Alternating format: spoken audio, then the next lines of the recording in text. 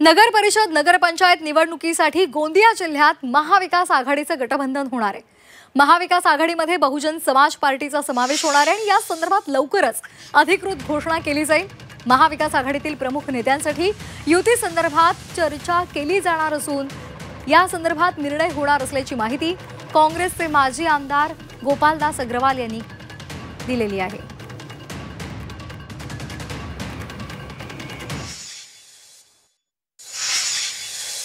अंतिम टप्पा चर्चेच्या पुढच्या आठवड्यात होणार आहे आणि त्या दृष्टीने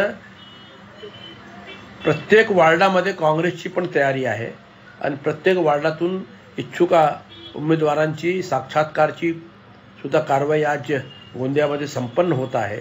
मला पूर्ण विश्वास आहे की महाविकास आघाडी गठबंधनच्या इतर पक्षांना बरोबर घेऊन पुढची निवडणुकीमध्ये काँग्रेस एक मोठी ताकद म्हणून उभी राहणार आहे।